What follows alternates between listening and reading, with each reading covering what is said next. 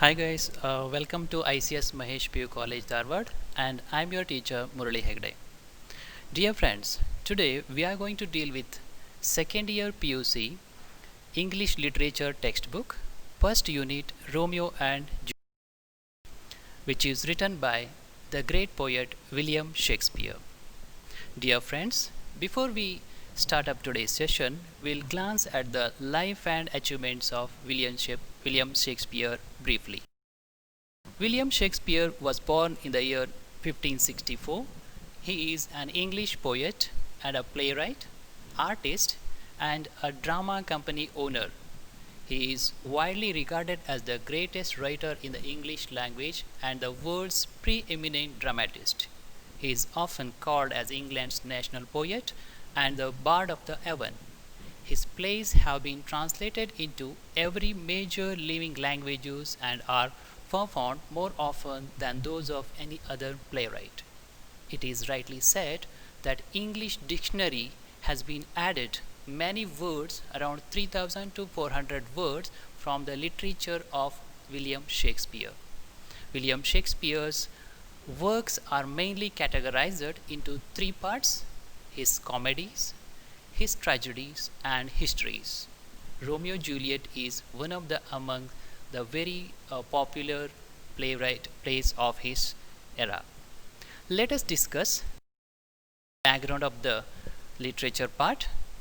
Dear friends, we have only two stanzas of Romeo and Juliet for the curriculum, and here, before we go to those two stanzas, let us have a glance at the background of it.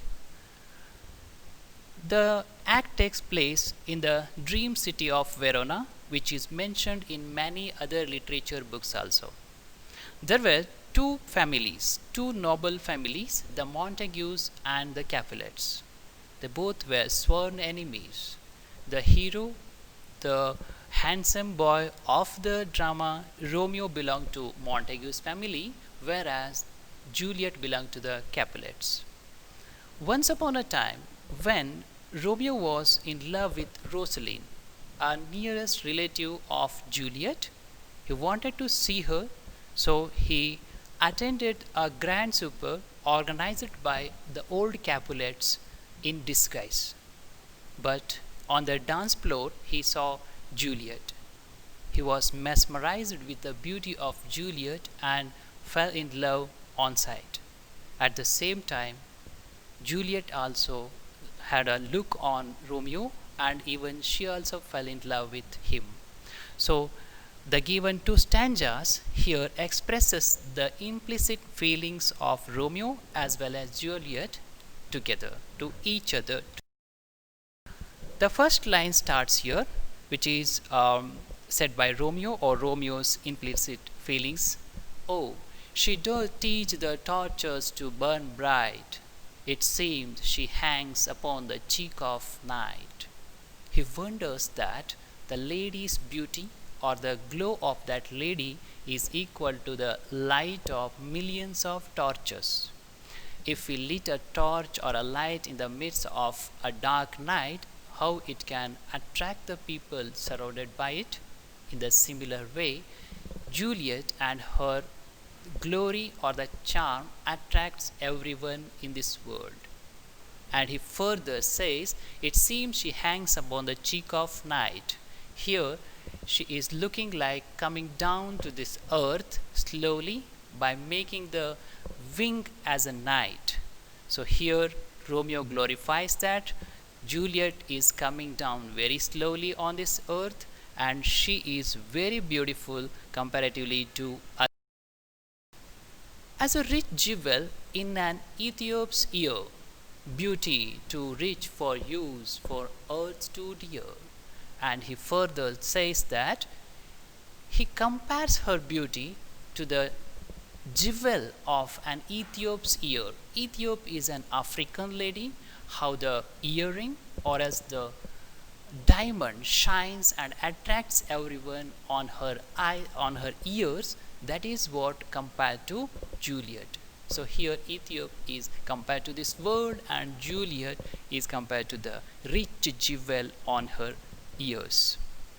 He further says, beauty too rich for use, for earth too dear, which means that beauty of Juliet is not at all comparable. There is nothing to compare with her beauty. She is so beautiful, and her beauty is very rich, which means we can't find that kind of a beauty anywhere in this world. And even if you want to buy it or to own it, it is not possible to anybody. For earth too dear. So dear is expensive or costly in this sentence. So if anybody is ready to give entire world to that lady's beauty, then also it is not possible to purchase or to own that beauty. So shows a snowy doe true trooping with crows, as yonder lady over her fellow shows. So shows a snowy doe. He is comparing Juliet to a snowy doe, very white colored, very pure white doe, trooping with crows. So she is walking or moving with crows. Here it is clearly mentioned that the other ladies are compared to crows. In front of her, they are equal to crows, he is telling. As yonder lady, so she is a very different yonder distance she is maintaining. So her glory has that distance. She is very different lady over her fellow shows. If you compare her fellows, her similar group people, her beauty is something very different in the higher position. He tells, the measure done, I'll watch her place of stand. The measure done here mentioned the dance competition or the performance organized by old Capulet. After the completion, even after the completion of that dance, he is still watching the place where she stood, and he is just dreaming that lady is becoming his own, and touching hers make blessed my rule hand. He further says that touching hers means touching her belongings, her body, or her hat, which makes him feel blessed, or his hand, which is already rude. He tells that his hand is rude because of without the touch of that lady.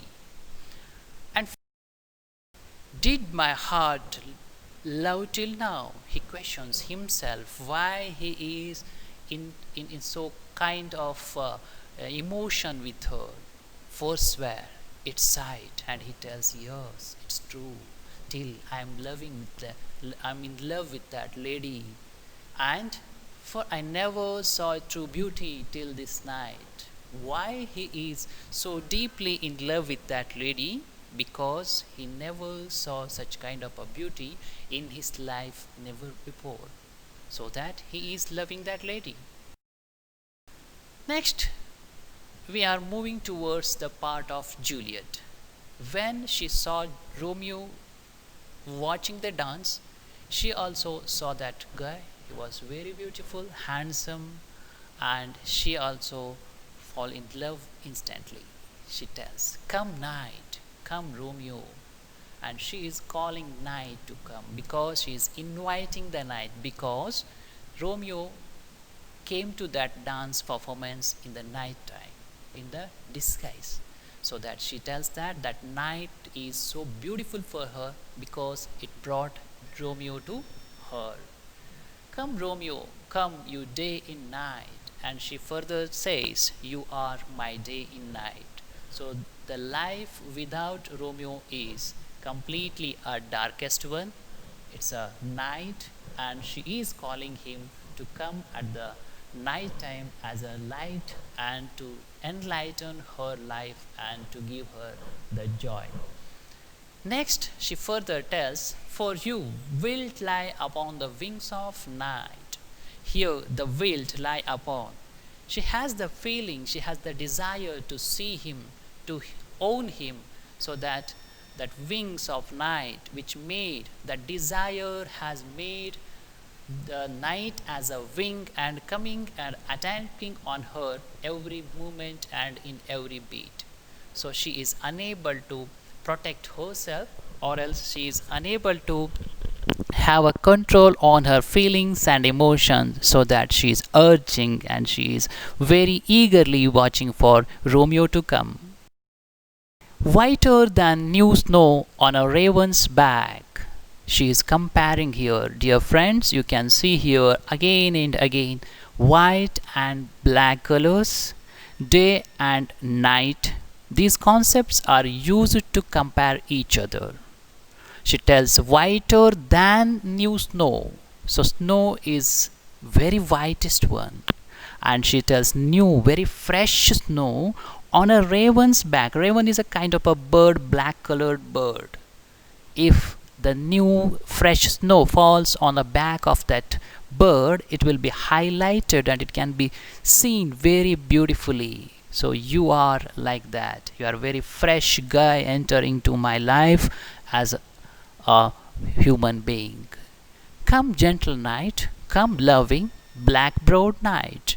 She further tells that night is very gentle. According to her, that night is very gentle because it brought her Romeo, and she is loving the night. So she is telling loving night. And the word black browed night. So here we can find that very gloomy night, but which brought her the Romeo, so that she is loving Romeo as well as the night, because no one could see them, and they can spare very personal time with them, so that she is calling night as well as Romeo. Both are her favorites. Give me my Romeo. She is getting emotional again and again in this particular time. She is requesting the night here.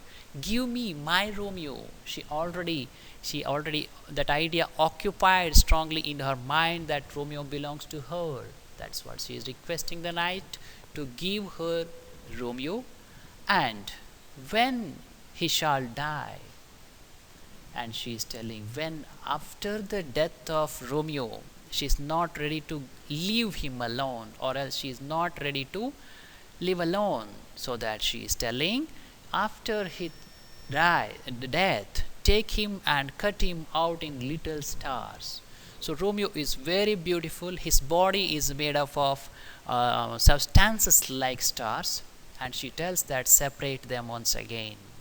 Cut him into little stars and throw them in the entrance of the sky, and he will make the face of heaven so fine, and his body pieces of his body will make the whole sky very beautiful and attractive one, that all the world will be in love with night. By that, whole world will be in love with night. Then everyone will be very much in praise of night, and they will think only about the night, not about the day, and pay no worship to the garish sun.